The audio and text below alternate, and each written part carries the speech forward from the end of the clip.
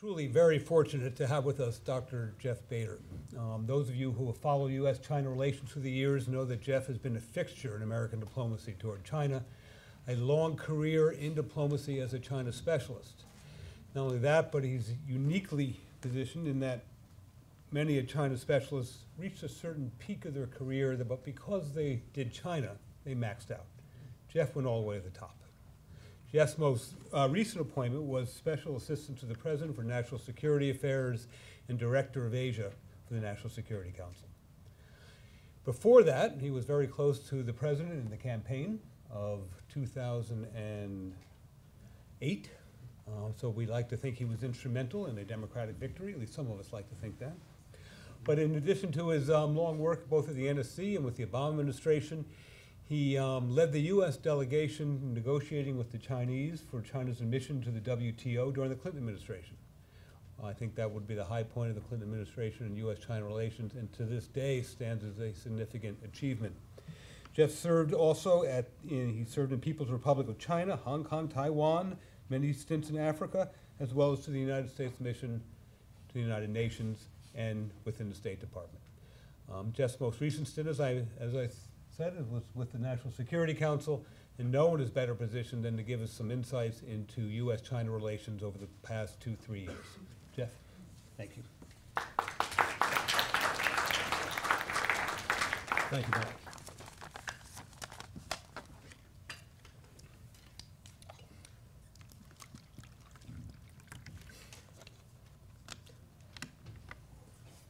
Tell me if you have difficulty hearing me at the back, just wave or jump up and down. I'm going to talk today about Obama administration policy toward China and more broadly toward Asia. It's hard to talk about one without the other, as you have seen this last week during President Obama's trip to the region. As Bob mentioned, in 2007, 2008, I was co-head of then Senator Obama's Asia advisory team, and then worked at the White House until April 2011, when I ran out of gas, as happens at my advanced age in these jobs. Anyway, these two positions gave me a good view of our policy, the alternatives, what we accomplished and what we failed to accomplish. Our team came into office with the conviction that we needed to do considerably more to project U.S. interests in Asia than we had been doing. This was because of a sense shared by many in the region that the U.S. was substantially distracted throughout much of the Bush years by the war in Iraq and the global war on terror. Missed meetings in Asia by senior U.S. officials were a small part of the problem. A bigger problem was the sense prevalent in the region that the U.S. was not only distracted, but in decline, particularly in the wake of the financial meltdown in 2008 and the subsequent recession. And this is precisely the time when China's rise was changing the strategic balance of power in the region. Our guiding principles and perceptions, let me sort of lay them out to you, and I've broken them down rather arbitrarily into 11. That sounds more imposing than it is and more systematic than it was. The first was that the Asia-Pacific region deserved a much higher priority in American foreign policy, with wealth, power, and influence shifting from Europe toward Asia in the preceding several decades. The Asia-Pacific had emerged as a center of gravity for economic, political, and security decisions in this century that will shape the whole world, including the U.S. The next is the major strategic development in the region, and arguably in the whole world, was the emergence of China as a major power, probably to be the second most influential country in the world by most measures within a generation. Third, the relationship with China could be shaped to maximize the chances that China's rise would be stabilizing and constructive, rather than threatening to peace and equilibrium. China's cooperation, in our view, was critical to addressing the key global challenges that President Obama faced in 2009, namely the Iran nuclear program, the North Korean nuclear program, climate change, and global economic recovery. A sound China strategy, in our view, should be based on three pillars. Number one, welcoming China's emergence, influence, and legitimate expanded role. Number two, seeking to ensure that its rise be consistent with international norms and international law. And three, shaping of the Asia-Pacific environment to ensure that China's rise was in fact stabilizing rather than disruptive. We believe that a greater role for China in the institutions of global governance, such as the IMF, was desirable. So was a transition away from the Eurocentric G8 to a G20 in which China and other emerging economies participated. Next, we believe that America's key alliances with Japan, South Korea, and Australia were critical to maintaining peace and stability in the region, as was the need to develop effective political and security partnerships with other emerging and important actors, including Indonesia, India, and the Association of Southeast Asian Nations. Next perspective, a U.S. foreign policy based on a weak domestic economy would ultimately turn out to be hollow. Rebuilding leadership abroad depended on rebuilding economic strength at home. North Korea. We believe that North Korea's emergence as a nuclear weapons state with a ballistic missile capability was a threat to the national security of the United States. Past attempts to roll back North Korea's programs had failed or had limited success. We needed a policy that would force North Korea to reassess the value of its program and thereby maximize the chances of its pursuing denuclearization seriously. This required breaking the cycle of North Korean provocation, extortion, accommodation, and reward. We were convinced that a strong and sustained U.S. presence in the region, economic, political, and security, was welcomed by most states of the region. They saw the United States as a source of innovation, of trade and investment, ideas, and educational opportunity, as the protector and provider of global public goods such as freedom of the seas, an open trade and investment system, and protection of the weak and defenseless against aggression, and a necessary partner in responding to disasters. They also saw the U.S. as an essential stabilizing force as rising powers, principally China, but also India, gained in power and influence. Next, the U.S. needed both to participate and lead in the most important multilateral organizations in the region, including new ones with potential political and security roles. A stronger U.S. relationship with Southeast Asia and ASEAN was both an end in itself and an underpinning of a broader Asian equilibrium. And finally, advancement of human rights required a multi-pronged approach that treated different situations differently. In some instances, it would require engagement with foreign governments, civil society, and military. It would require public clarity about abuses and shortcomings in all cases. Articulation of principles and values on human rights and democracy should be designed to persuade, not to score points. It should be clear but respectful and speak in the language and to issues that matter in the lives of people of Asia. In particular, a different approach was needed in Burma, where 2 decades of ever-tightening sanctions had simply served as a pretext for ramped-up repression and loss of U.S. ability to influence events. Now, decisions that President Obama made and the steps that we as an administration took reflected these guiding principles and perspectives, although obviously there was a certain amount of improvisation in reaction to events. Among the steps that we took, I would highlight First, the building of a stable, predictable, and positive relationship with China with substantial cooperation on political and security issues, some progress on economic issues, and clarity on human rights issues. This entailed frequent and respectful interaction by President Obama with top Chinese leaders, an unprecedented 10 meetings with Hu Jintao, getting Chinese help to varying degrees on Iran, North Korea, Libya, Sudan, and climate change, establishment of a strategic and economic dialogue headed by Secretaries Clinton and Geithner, a unique dialogue mechanism we have with China and with no other countries, restoration of military-to-military relations that had been suspended in 2008, and firmness when we saw Chinese overreach or needed to reassure allies.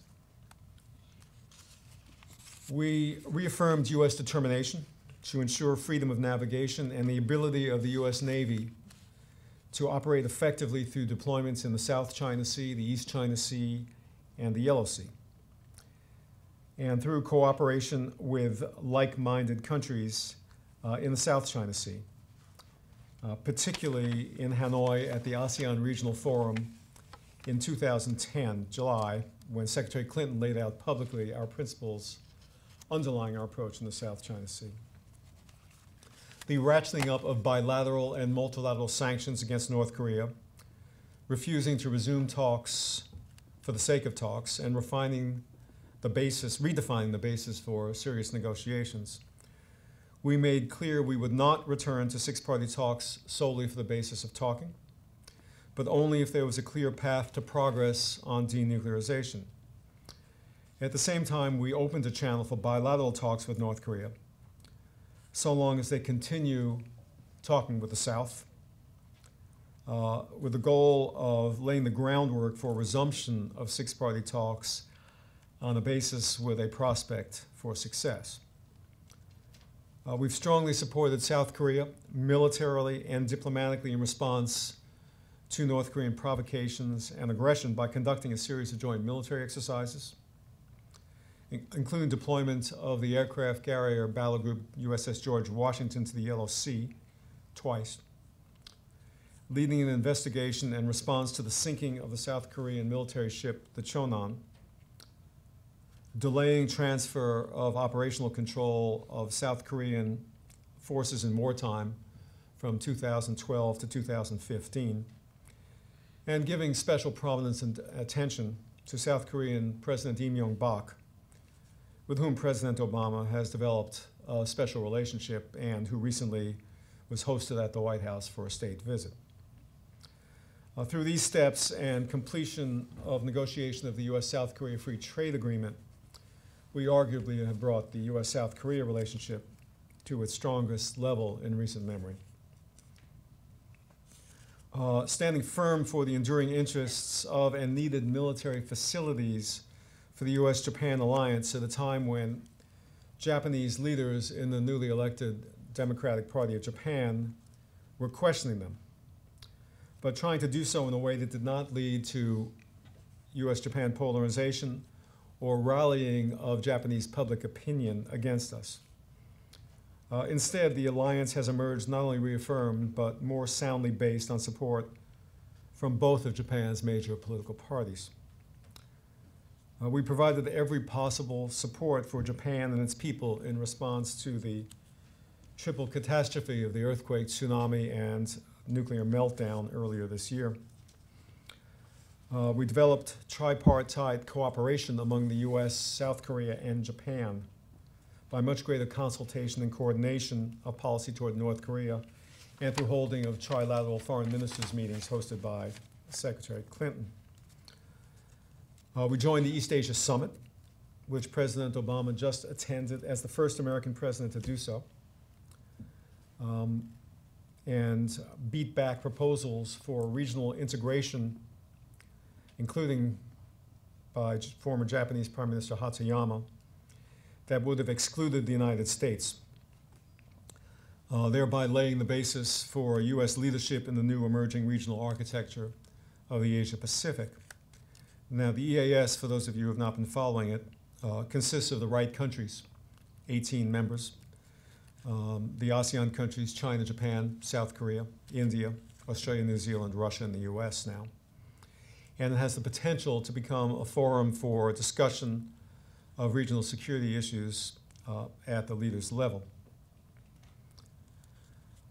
Strengthening relations with ASEAN by acceding to the ASEAN Treaty of Amity and Cooperation, holding 2 presidential meetings for the first time with the 10 leaders of ASEAN, stationing a U.S. ambassador to ASEAN in Jakarta, building our relationship with Indonesia through establishment of a comprehensive partnership and 2 presidential visits to Indonesia, restoration of relations with Indonesia's military counterterrorism unit, and initiating a diplomatic dialogue with Burma that may be yielding the first tentative results.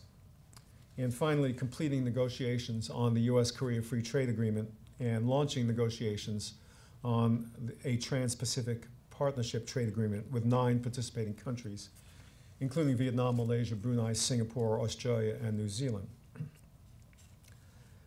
Before opening up to questions, comments, I'd like to spend a few minutes talking more specifically about the U.S.-China relationship and the challenges that I see ahead.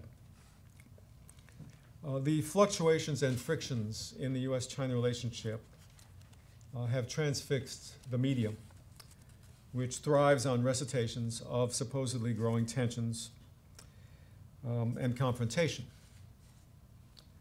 Just look, for example, at the coverage of Obama's recent trip to Asia. No article about which can begin without a sentence describing our alleged policy of containing a rambunctious China. This is a seriously flawed optic for viewing the U.S.-China relationship going forward, and we need to transcend this.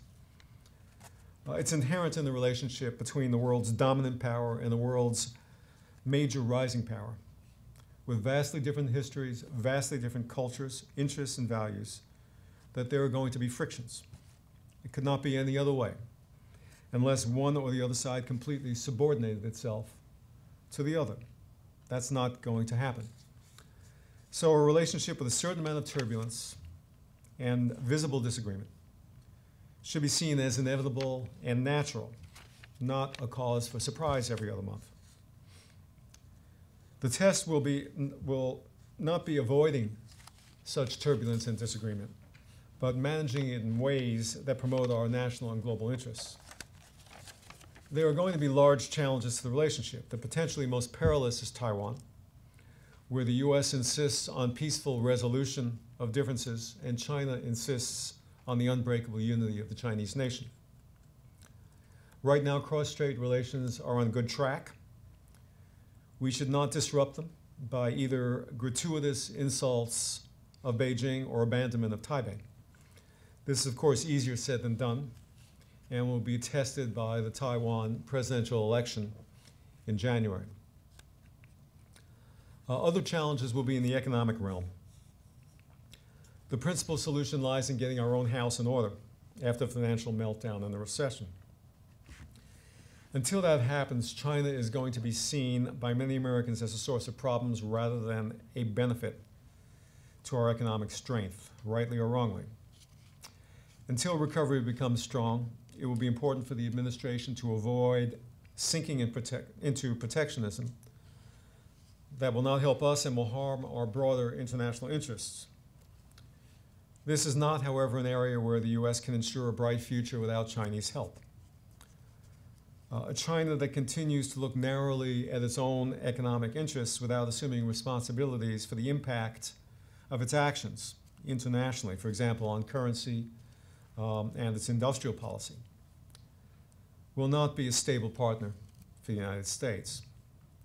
I have concerns about how this issue is going to play out in the 2012 presidential election. There are risks that China will not do enough to address U.S. concerns, and that candidates, and I have in mind in particular Governor Romney, will demagogue the issue with destructive results. This would not be the first time a challenger for the presidency saw advantage in attacking the incumbent's China policy. It's happened before in 1980, 1992, and to a lesser extent in 2000. and it has ended badly each time. On some international security issues like Iran and North Korea, the administration will want active Chinese cooperation. On others, like the evolving reform of the Arab world, the administration will hope the Chinese will do no harm. Afghanistan and Pakistan fall somewhere in between. Emergence of a stable, secular, and developing Pakistan and Afghanistan is in China's interest. But China is so programmed to seeing India as its rival in the region, and Pakistan as a hedge against India, that comprehensive coordination of policy with the US may be a bridge too far. Cooperation on all these issues will depend importantly on the overall state of US-China relations. If China sees the US as a strategic threat, that will condition its approach in each case. If it sees us as a relatively benign factor in its international security, its cooperation will come more easily. Trying to predict with precision what China will look like a generation from now, or even a decade, is a task as daunting for Chinese as for American observers. The most consequential geopolitical events of the last 2 decades, the collapse of the Soviet Union and its empire, the attack on the World Trade Center and the Pentagon, the Arab Spring, the global financial meltdown of 2008, were foreseen by very few. Similarly unforeseen was China's opening in the 1970s and the Tiananmen crisis of 1989.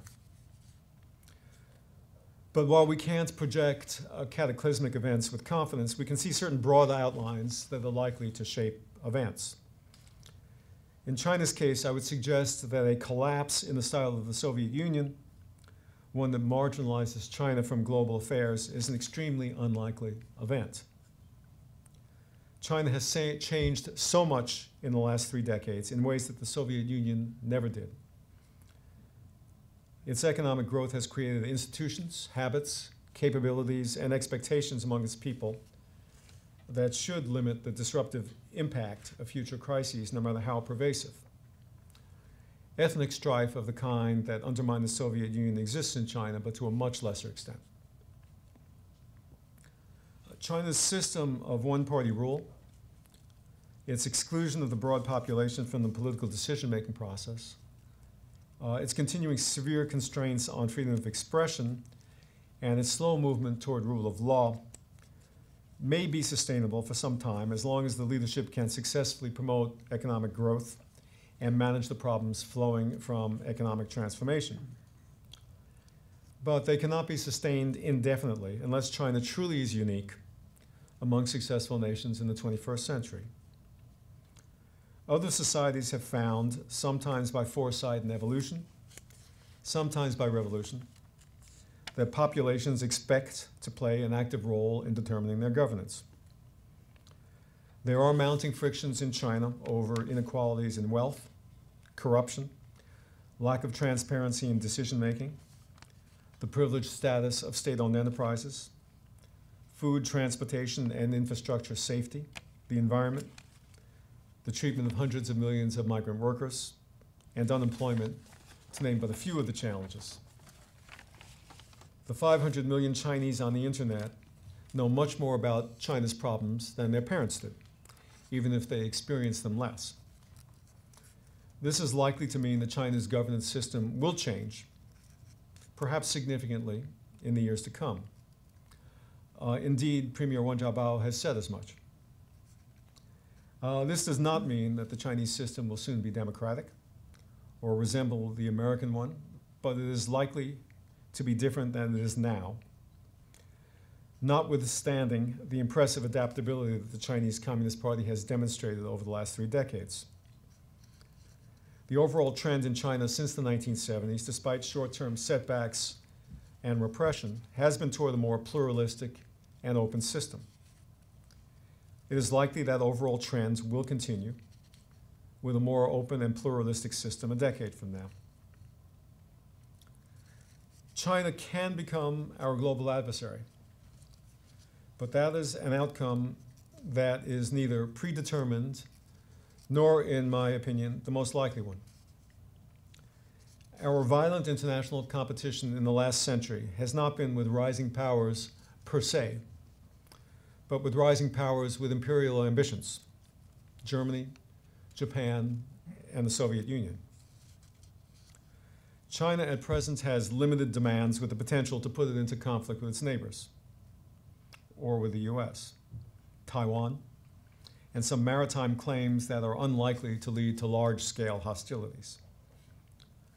To come into conflict with the United States in a way that directly challenges our security interests would require China acquiring ambitious and habits it does not presently display. We should not behave in a way that encourages China to move in that direction. It's important to remember that as strong as China appears from the outside, it appears very different to its own leaders and people. With a per capita income of only 10 to 15% of America's, and 700 million people still living in the countryside. China is a unique hybrid, the world's second largest economy with a substantial impact on the global system, but fundamentally still a developing country, with a per capita income ranking 91st in the IMF global listing and 100th in the World Bank's. The likelihood is that the next generation of China's leaders will understand that their principal challenge lies in improving that ranking, not in undertaking foreign adventures. This is not an assured outcome, nor one that we can determine.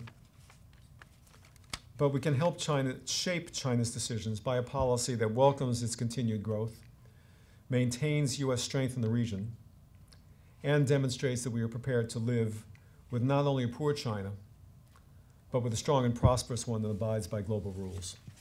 Thank you all very much for your patience in listening to me, and look forward to your questions, comments, criticisms, and so on.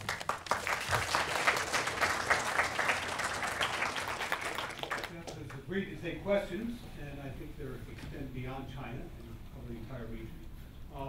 The first question is for myself, and you began by saying we need to spend more time in the region, and your third point was we seek to develop China that's a stable force in the region. And then your fourth point was China's critical to a wide variety of American interests.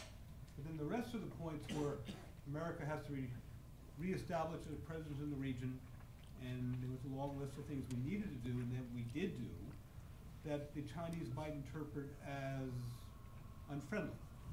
How do you square that circle? As a diplomat, as a China watcher, as a policymaker, how do you do both? That's an important question, and it's a balance. You have to be able to walk and chew gum when you're doing policy towards anywhere, but particularly towards important countries. And you need a balance of clarity with the Chinese that you really and truly welcome their rise and their assertion of their legitimate interests. And that, frankly, we spent much of the first year trying to build that confidence with the Chinese, making clear that, that we were going to increase their voting rights in the IMF, and we needed their help on all these other important issues. And frankly, not having confrontations with them in the first year in the manner I alluded to about the Reagan administration and the Clinton administration when they came in. We were very, very conscious about that. During the campaign, my principal objective during the campaign was not to repeat the mistakes of the past, not to repeat the mistakes of 1980 and 1992, not to see candidate Obama make statements about China the way Reagan did and the way Clinton did, that we would then spend the first couple of years walking away from with great damage to our credibility and to the relationship with China, which is what happened, as you know, in 1981 and in 1993. So that was the first objective, and and early on we set up the strategic and economic dialogue to give them, and President Obama hosted it and met with participants, made an address at the opening of it. And as he called President Hu right after getting into office, called him right after he was elected, called him frequently, decided he was going to go on a visit the first year. I mean, all of these steps that were designed to provide reassurance. But as you point out, you can't just do that. The Chinese simply addressing China's desire for recognition of its legitimate role does not constitute the full basis for a sound China policy or an Asia policy. For a start, the other countries in the region expect a certain balance in relationships, and the Japanese ambassador was coming in to me about every other day demanding that we visit Japan before we visit China. Both Hillary Clinton when she went in February and President Obama before he went in November, and you've got to call Prime Minister Aso before you call President Hu. And I mean, there's a certain protocol in these relationships and certain expectations. And Japan and South Korea are longstanding allies, and they don't want to see, nor is it in the interest of the U.S. to subordinate those relationships to a good relationship with China. Asia is a different place than Europe. In Asia, you have China's the predominant power, sure, but you have a number of other important actors who have a long history with China, not all of it friendly. You have Korea, you've got India, you've got Japan, you've got Vietnam, you've got Indonesia. These are all substantial players. And they all have important trade relationships with China. They all want to develop their trade and investment ties, but they all want a balance. And so they were very anxious to see a U.S. policy in the region that was not, as some people wrote, a G2, one in which the U.S. and China purported to be determining global problems and everyone else caught up. So we saw these other relationships as important in their own right, and I talked about the three pillars of our policy, and one of them was ensuring that China's rise was stabilizing rather than destabilizing, and that's code for saying make sure that our other relationships in the region are strong and unaffected by China's rise. So yeah, Bob, you're right. It does create a balance. It creates a difficult balance, and it creates some of the kinds of frictions we saw in the last week, where, and frankly, the last trip I took with President Obama to Asia last year, we went to India. Went to India, Korea, South Korea, Japan, and I'm missing one, for which they will never forgive me, Indonesia. And the four of them were democracies, rising or substantial powers in the region, and we didn't go to China on that trip. And so that trip was, was seen as, to a lesser extent than this one, but in the same spirit as surrounding China and building up the democratic states around China. You just got to make your choices. You have to take your hits, and you have to try to achieve some balance. Joe, I'd like you to address the second year. The first year, as you said, was building of this conversation to try to include China, and it was probably the smoothest first-year transition that we've seen, as you suggested. And then the second year didn't go so well. The Taiwan arms sales, the Copenhagen summit, the Dalai Lama, and at least one interpretation of that was that China kind of took the measure of President Obama and thought he was soft. But the first year had been kind of too accommodating. And then, I guess I'm saying, can you avoid these clashes that seem to come usually in the first year, in this case with the second year? How do you put that second year in perspective of the first year? I've heard that interpretation. I've heard it from a friend and colleague. An occasional friend and colleague, and former friend and colleague. Former friend and colleague. And I profoundly reject it, but let me try to be a little more expansive on this. In a way, it shows that no good deed goes unpunished. You get the first year right, and so people say, "Oh, actually, you got the first year wrong. You were too accommodating, and therefore you had all these problems in the second year." I didn't see it that way at all. Okay, now the first year, we can go back to the first year in a minute, but let's take the second year. You mentioned the arms sale to Taiwan. There was obviously no way, the Bush administration having sold $6.3 billion in arms to Taiwan at the end of 2008, that we were going to do a substantial arms sale to Taiwan in 2009. It made no sense. Taiwan hadn't even digested this $6.x billion.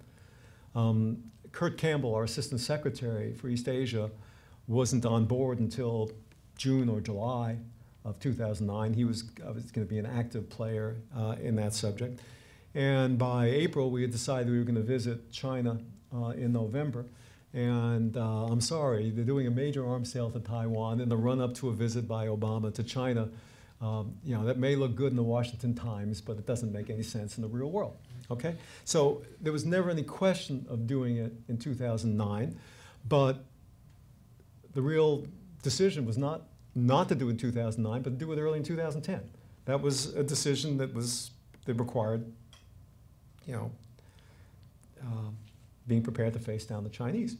And so we decided to do that in January, and it was a $6.3 billion package. We had all along planned to do it, but after the president's trip. And we saw no particular point in delay. Now, Dalai Lama. Just a quick question. The Chinese knew this was coming?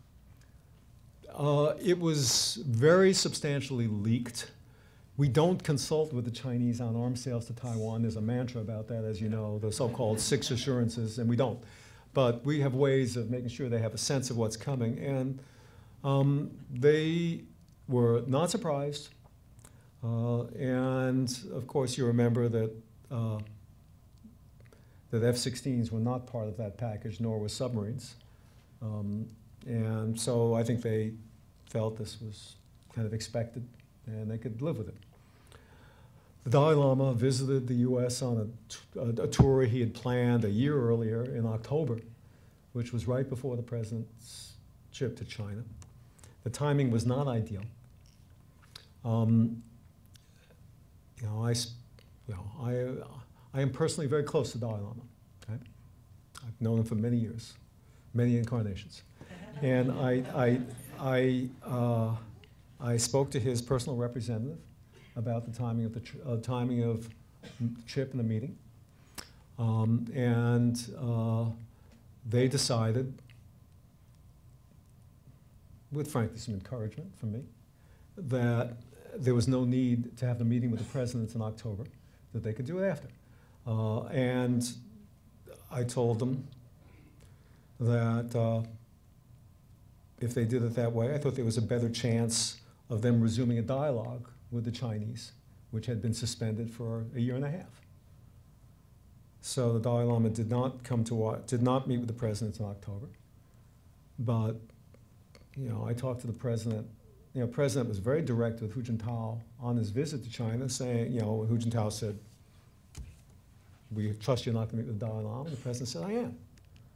I have no questions about it. He doesn't support independence for Tibet, and I'm going to meet with him." And then the president decided to do it in February, when Dalai Lama planned to follow a visit. So, I mean, both of those events were events that the Chinese knew we were going to do, unequivocally. Okay? Now, they caused a certain amount of ripple, but not much.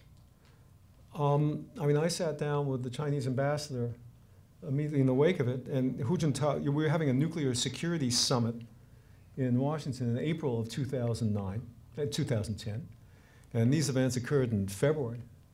And the conventional wisdom was who wasn't going to come. And I sat down with the Chinese ambassador, and we worked out a blueprint, and Hu Jintao came in second week in April of 2010 for the summit. And simultaneously, the Chinese announced they were going to support a UN sanctions resolution on Iran, which was our principal ask of the Chinese. So their recovery from those two events was very swift. Now, there were other things that happened in 2010 that, in my opinion, had nothing whatsoever to do with any perception of Obama's weak. And I have to tell you, Joe, having been with every single meeting with Obama, with Hu Jintao, with Wen Jiabao, with Chinese leadership, you would have to be sort of ideologically perverted to come away with the impression that Obama was the weak person in the room. You would have to be deaf, dumb, and blind. I mean, I went to the climate change conference in Copenhagen, where we were in Copenhagen for 16 hours trying to clean up a mess of an agreement which had gotten nowhere. And Obama personally at 7 p.m. stormed into a meeting uninvited with Wen Jiabao, chaired by Wen Jiabao, with President Lula, President Zuma, and Prime Minister Singh, and their aides. And in an hour and a half, turns it around, fighting all of them, and getting them to accept language on 3 or 4 areas that made agreement possible. I mean, it was, and none of the heads of state were prepared to take Obama on. None of them were. They all had their environment ministers fighting with them. And Obama knew more about the agreement than they did. Okay, he's a good lawyer. And he, we actually knew what he was talking about, unlike some of the other heads of state. At the end of the meeting, Wen Jiabao came up to him and said, "This is great, this is fantastic, can you do me a favor? Can you sell this agreement to the rest of the G77? And I thought, you sell it to the G77. We don't, we sell it to NATO. You don't, but I mean, that gives you a sense of the stature that he had in this group, that they thought that he had a persuasiveness with the G77 that they didn't have. Now, in the rest of 2010, yes, there are a number of things that the Chinese did that have been sort of captured under the general title of China's assertiveness, okay? And the general list, people throw in the reaction of Dalai Lama and Taiwan arms sales, which I say was over in a nanosecond. The climate change, that has nothing to do with Obama. As a matter of fact, Obama cleaned it up and worked it out with the Chinese. The Chinese have national interests which are different from ours on this issue, and so naturally they were taking a radically different position than we were. Obama managed to serve as a bridge between us, between the Chinese and the Europeans on the issue. But the Chinese, the assertiveness basically comes down to 3 areas, and they're mostly maritime. One is the confrontation they had with the Japanese in August or September over a Chinese fishing vessel in the Senkaku Diaoyu Islands that had rammed a Japanese Coast Guard vessel. Apparently the Chinese captain was drunk. And the Japanese threatened to put him on trial, and the Chinese responded kind of over the top. They arrested a few Japanese businessmen. They put an embargo on rare earth sales, exports to Japan. They did a number of things that scared people, okay? The Chinese were far from exclusively wrong in this particular episode. The Japanese didn't handle it that brilliantly either, but the Chinese scared more people than the Chinese did. Second was the South China Sea. It's a long story, but the short version is that Hillary Clinton gave an address in Hanoi at the ASEAN Regional Forum meeting laying out our principles in the South China Sea, and the Chinese Foreign Minister, Yang Jiechi, reacted volcanically with an intimidating, bullying speech. I remembered very clearly him staring at Hillary Clinton the whole time, except at one point when he said, "China's a big country, bigger than anyone else in this room." And I remember him very distinctly at that moment staring at George Yeo, the Singapore foreign minister. George doesn't remember it that way, but I do. I mean, it was a very bullying speech, okay? And then we had some frictions and some tensions with the Chinese after that on the South China Sea. And the third thing was over North Korea. And that wasn't a question of Chinese behavior, it was a question of North Korean behavior. The sinking of the Chonan, 46 sailors dead. The North Korean revelation of a uranium enrichment program to visiting US physicist Sig Hecker in October. And then November, there's shelling of Yongpyong Island up along the maritime border. The Chinese role in that was not direct, but we felt that the Chinese should have done a better job at controlling the North Koreans. And President Obama was very sharp in his meetings with President Hu. I went to the meeting in Toronto at the G20 where President Obama didn't like President Hu's answer on the subject, which was basically, we don't take sides. You know, we can't identify with one side or the other. We're neutral. And Obama, in essence, said, you can't be neutral between the aggressor and the victim. By doing so, you are serving as an enabler of bad behavior in the future. And then we saw the bad behavior continue in the fall. And what Obama did in response was, you know, he spoke to Hu Jintao on the phone. He made it clear that the U.S. Regarded the North Korean nuclear and missile program as a national security threat to the United States, which is very strong language. And he said, in essence, to President Hu, we should work on this together. If we can't work on it together, I have obligations to defend the national security of the United States. And Jim Steinberg and I went out on a number of Deputy Secretary of State, on a number of missions, basically to convey this message in every possible way to the Chinese. I think the story has a happy ending, okay, for a happy interlude. The Chinese did, in fact, in November, lean very hard on the North Koreans to ensure that there were no further military provocations. We know that. And there were opportunities for the North Koreans to do more things in response to South Korean live fire exercises in exactly the same area which would trigger the first response. The Chinese were very clear, the North Koreans, don't do it. And the Chinese also moved forward on their position on uranium enrichment, on North Korean uranium enrichment program, and President Hu agreed to a joint statement with President Obama when he visited the US in January, critical of the North Korean uranium enrichment program for the first time. This was all in the context of two other developments. Number one, President Hu's visit to the US, which he wanted to go well. And number two, an article that State Counsel Dai Bingguo published in the Ministry of Foreign Affairs website in November, I think, November or December, which in essence reiterated China's commitment to peaceful rise, peaceful development principles of Deng Xiaoping, the sort of 16-character slogan of Deng, about the essence of which is prudence and modesty in foreign affairs, because our principal, we will never seek hegemony, because our principal objective is domestic development, economic development, and we cannot afford to have a hostile international environment.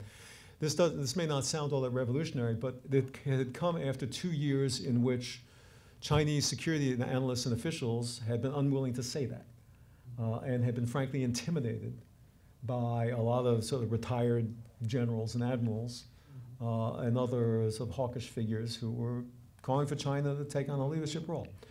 So, and around the same time, China agreed to resume military relations with the U.S., and Bob Gates was invited to China. And then we had the Hu Jintao visit where Hu was, how should I say, not swaggering, okay? So, personally, I believe that, that the assertiveness that we saw from China during that year had nothing to do with the perception of Obama's weak. I think that's nonsense. I think it had to do, in part, with what I said at the outset about a belief in some quarters in China that the U.S. was a declining power, and that China was on the rise, and China's time had come. And there was sort of a drumbeat in the blogosphere and among security analysts. We need a more assertive foreign policy. We saw that, the worst example was in July of 2010, after the Chonan, there was a leak in the South Korean press saying that we were going to deploy the USS George Washington to the LOC. Okay? It was a false leak.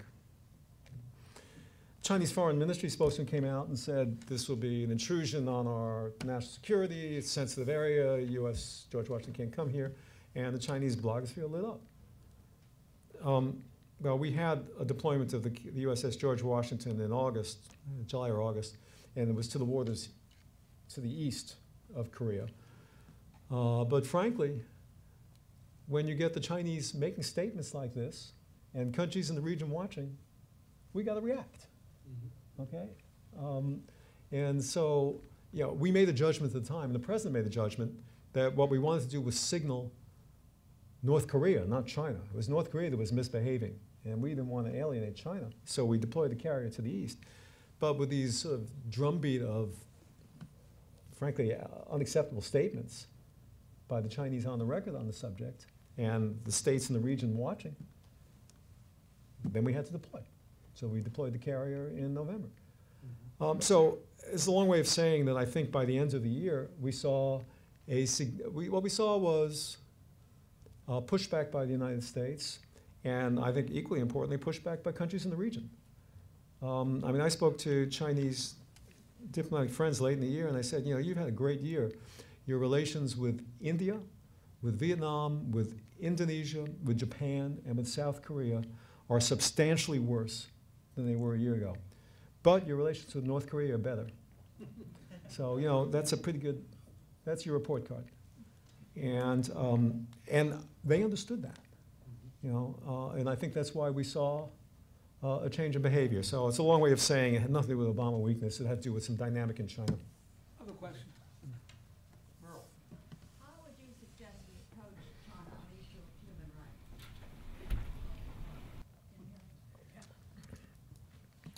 Merrill, I've been involved in human rights in China for discussions and issues with them for about 30 years. I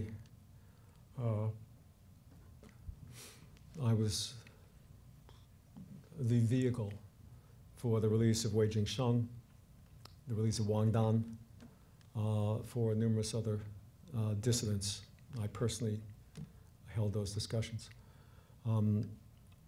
Discussions with the Chinese in the 90s on human rights, my experience was that other US officials would generally turn to me because they didn't want to do it. So I got to do it. You know, I mean, Hillary Clinton made her trip in February 2009, okay? And she got roasted by the human rights community because she made a statement on the back of the airplane going out, the gist of which was, well, you know, we have conversations with the Chinese and they use their talking points on Taiwan and we use our talking points on human rights, and no one's mind has changed. But we can have serious discussions and cooperation with them on Iran and North Korea, okay? And it didn't come off sounding too good. Although anyone who's been in the US government for 30 years knows exactly what she meant, because that is the character of those discussions. And she got roasted. And then the next day she clarified in her press conference. But on the same trip, I saw her have a meeting with 16 women, with bloggers, China Daily, other Chinese press, who were all active in NGOs or in women's issues in their own right.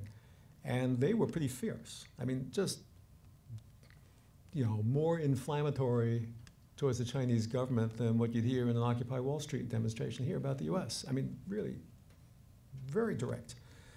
And she didn't join in. She just kind of gave them the floor and let them speak.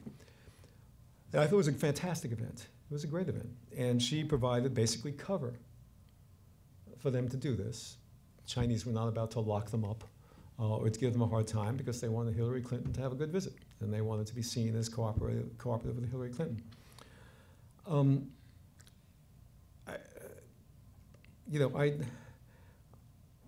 My own view on human rights in China, first of all, the first thing we can do is set a good example.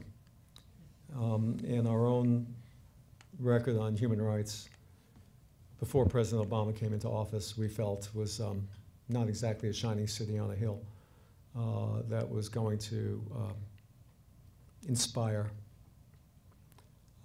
advocates of democracy and human rights in China or anywhere else in the world. So the first thing to do is get your own house in order. And Obama's tried, hasn't succeeded in closing Guantanamo, but he succeeded in unequivocally ending torture. I mean, I've always believed that the real route to human rights progress in China is through NGOs, through civil society. I've always felt that, you know, I mean, I hate to say it, as Hillary said, you know, when the president meets or Hillary meets with the Chinese, we've got a few human rights points, and the Chinese dutifully listen, and the Chinese dutifully respond. And, you know, it's important to do it so the Chinese know we're still watching and it's still part of the relationship. But I have no illusions about the impact of that.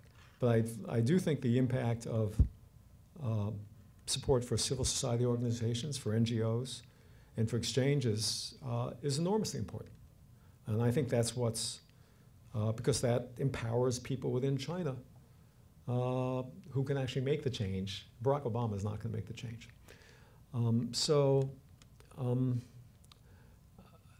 I've long been a strong supporter of the Tibetans in trying to make some progress with the Chinese, but that's somewhat of a niche issue. I've never felt that there was to be great progress on that issue, except in the context of broader reform in China. I mean, you know, people who watch China more closely than I do tell me that the level of social tension right now is much higher than it's been for quite some time. And I certainly have encountered the level of outright direct criticism of the system, the leadership, frustration is very high. That tends to happen towards the end of an empire, and this is the end, at least, of the Hu Jintao Empire. You know, does that portend something more substantial? I doubt it in the short run. I mean, as I said in my opening remarks, I just don't think that they can be indefinitely sui generis in the world. Not much of an answer, but it's a problem that we're not going to solve. The guest has many good things to say, so I ask you to keep your questions short. Thank you. Thank you so much. It's very insightful. You mentioned that China plays Pakistan as a hedge. Maybe you could include Iran, North Korea, Sri Lanka, all a few countries that China, you know, places or uses as hedge against U.S. or its allies. In financial terms, hedges, whether it's permanent or temporary, is treated differently. Barring that, what do you think, or what's your insight with the Chinese treating these countries as permanent hedges or temporal hedges? Depending on that, what is U.S. strategy to counteract? You know, I mean, I think that's I like the way you phrased it. I mean, I've been at conferences in the past where people have talked about hedging, and the economists in the room get very agitated because they point out that when they hold a hedge position, they pay for it. You're absolutely right. It's a kind of a loose adaptation of an economic term into a field of international relations.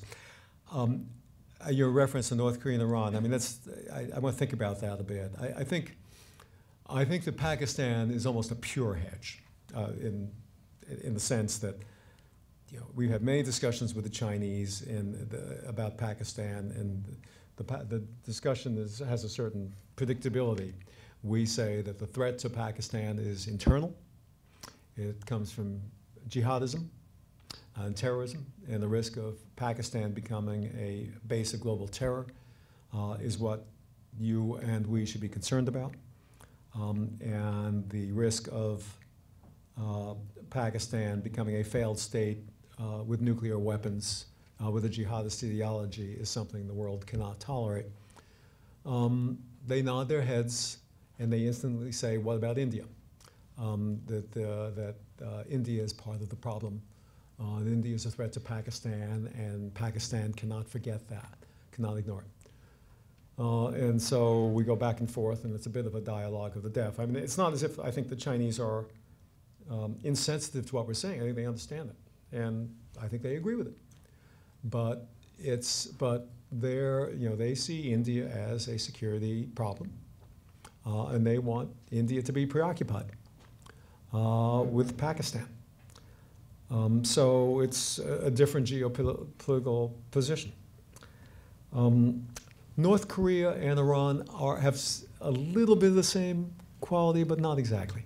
I think North Korea, the Chinese have multiple motivations, and I think the hedge against the U.S. is not the way I see it. I think that the Chinese, above all, are concerned about instability on their border. And I think that's what caused them to re-identify with the North Koreans in late 2009, because I think they were nervous about what was happening in North Korea. I think they were nervous about the succession. They were nervous about Kim Jong-il's health. They were nervous about the currency reform, which had basically blown up and caused massive instability in North Korea. And so they felt they had to tighten their relationship with the Kim dynasty.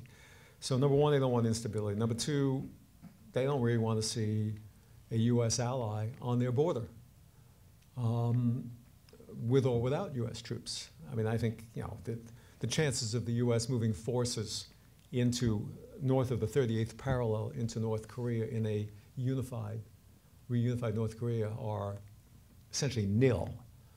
But Chinese still are uneasy about a stronger Korea on their border under South Korean control. There are a variety of other concerns they have. Certainly the old guard, the PLA, have long-standing relations with the senior party and KPLA leaders. Korea is a traditional battleground between China and Japan. They don't want to see it fall into different hands. So I think they have their own calculus on North Korea, which does have to do with the U.S. to some degree, but it's not a hedge in the same sense as the Pakistan one. In the case of Iran, the Chinese have been reasonably cooperative with us on Iran. We've looked for two things from the Chinese on Iran. Number one, we approached them in the middle of 2010 when the resolution passed, the sanctions resolution passed the Security Council, and when legislation passed the Congress. And we said, we're going around the world trying to persuade energy companies not to invest in Iran and to divest from Iran. We can't do so if you are going to backfill behind them. In particular, the Japanese and the Koreans said, how can we sell our assets if the Chinese are just going to buy them up? So we need you to not backfill, to not expand your existing energy investments in Iran. That was our principal ask. And they've done it. They've never told us they've done it, but we know they have. Okay? And that's the most important thing we're looking for. And the second thing is unity within the permanent 5+1 negotiations with the Iranians, where the Chinese have been, on board. The Chinese and the Russians just supported a resolution at the IAEA in response to the latest IAEA report. So their record on Iran is mixed, but it's not hostile. Going into the Foreign Service, and I have a quick question about the diving Gua article that you mentioned. I'm interested because it was certainly widely read in the United States, even if it was intended for a domestic audience originally. And I wanted to know, to what extent was that a surprise for the United States, and to what extent did that change the Obama administration's approach? And then a follow-up question is sort of the current trip that's going on, that's just been going on. If you could talk a little bit about what's being framed as the pivots, the China pivot, and why now, and issues like that. Thank you. Yeah, both good questions. Diving Gua, first of all, we didn't know the Diving Gua article was coming. I spoke to Dai about it right after it came out, and it was very, very clear that the principal audience was domestic. And I had spoken to a number of Chinese think tankers in the course of the previous year, sort of virtually baiting them to respond to some of these more hyper-nationalistic, venting that we'd seen from these retired admirals. And they, in essence, said to me, we can't. We're intimidated. I write something and I get 10 million blog posts denouncing me as a traitor. And I think Dai was well aware of that, and Dai chose to provide protection. I think he did out of conviction, but also to provide protection for these traditional approach on foreign policy that a lot of the security analysts wanted to project. And so you'll see a lot of literature since November, which is more in the Deng spirit. We regarded this as a very important statement. We know there was internal debate within China about this. Dai prevailed. Dai's relationship with Hu Jintao is good, and he won the day, and that was absolutely a good thing in terms of our relationship. In terms of this trip, pivot is not my word. I know some of the administration use it. I'm no longer in the administration, so I don't have to sign on to every colorful branding word that they use.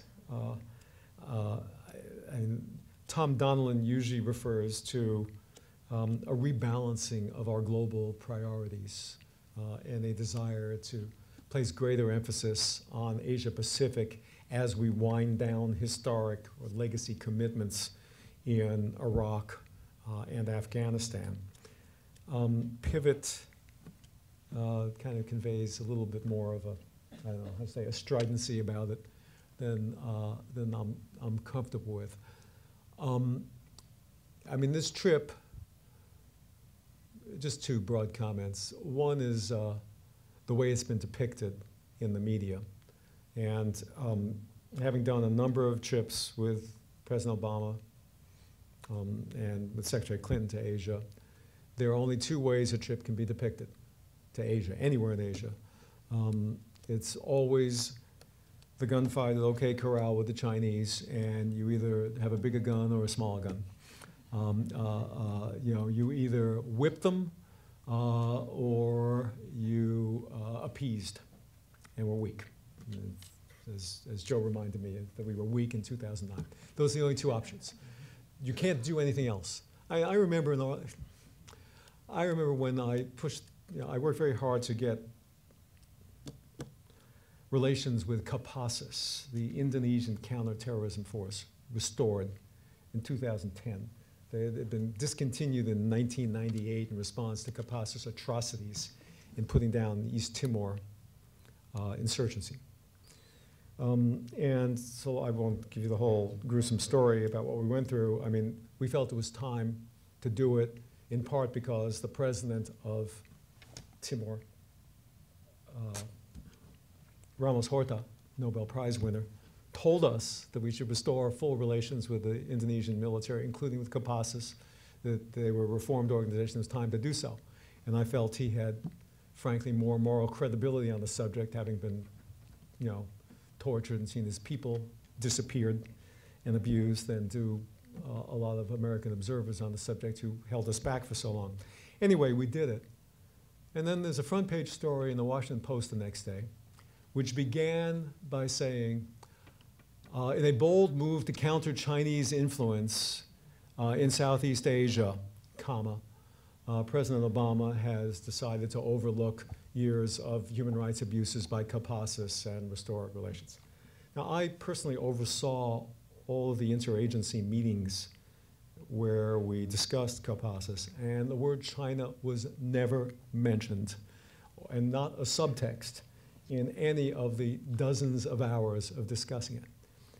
But what this demonstrated to me is if you want to get on the front page of the Washington Post by talking about an obscure subject or a relatively obscure country in the United States like Indonesia, you write about China, okay? And that's what we're seeing on this trip. We're deploying 250 Marines to Darwin. It's not about Australia, it's about China. Okay, we're organizing the Trade Pacific Partnership, 9 countries. It's not about trade, where the Obama administration, frankly, had a weak trade policy for a couple of years. It's about China, because China's not a member. Okay? South China Sea is about China. Philippines is about China. Burma is about China. Now, you know, in fact, the Obama administration had a pretty ambitious agenda on this trip to try to demonstrate that we are an enduring force in Asia. And it was important to do because, I mean, just look at what the Congress is doing today, or not doing today. You know, the super committee will not reach a resolution. We already have $498 billion in Defense Department cuts in the next decade, which will now be substantially increased because of the super committee's failure to reach agreement, if you believe the Congress, which I don't. I mean, I think that these automatic triggers are completely phony, by the way, but you know, we'll see. But in any case, there is a belief in Asia that we're out of there, that our economic troubles are such, and the defense budget cuts are such, that we will not be a presence in Asia anymore. And they want and need reassurance on that. So I see this trip as primarily about that. Now, you know, there's no easy answer to the question of, is this about China? I mean, China is an enormous part of Asia, and China's rise is a huge factor in shaping the future strategic environment in Asia. So naturally, it's on people's minds. But at the same time, we fought with Australia in every war in the last 100 years. They have more forces in Afghanistan than any other non-NATO country. We need a trade policy. Burma, as I say, we've had what friends of mine have referred, I think correctly, to as a feckless policy for 20 years, and to try to re-engage them and to see signs of re-engagement by Aung San Suu Kyi with the government of Burma. This is an altogether good thing. These are multi-dimensional events. To see these purely in the optic of, as I say, the gunfight, OK Corral, is a very distorted way of looking at it. In terms of this recent trip, and also in light of your past experience in the Obama campaign in 2008, how would you assess the domestic political impact in America of this trip? Does Obama benefit from doing the things successfully that he set out to do? And did he consciously seek to gain political benefits from doing those things, in addition to the national benefits? These are all terrific questions. The one-word answer is yes to all of the above, but let me break that down slightly. I think the president did benefit to the extent that this election is to be about anything other than the economy. I think he demonstrated presidential leadership on important foreign policy issues. Whenever you look strong and decisive on foreign policy issues, I think you benefit. I believe he did. The appearance of having a coherent, comprehensive Asia policy is good. And the way all these stories on China played, from my perspective as someone who's been involved in China relations for many decades, I found it all over the top, slightly hysterical, in some ways unfortunate. But this is a reality of our system. And it might play well with the American public. It will. It will. Now, I think Obama was careful not to feed it. And if you look at all of Obama's statements, and you look at the things that his people said on background, they were very careful, unconsciously careful. They figured, we're taking some actions, and the actions speak louder than words, and our words should be tempered and temperate. And I think they did that very well. Our media is a whole other subject for another discussion. But I think that, as you suggest, correctly, the West Wing and the White House, the political people, were not at all distressed by the way in which this was covered. Now, whether we're served as a nation by this, that's another matter. I have my real doubts about that. The other part of your question, I'm sorry, was? To what extent is this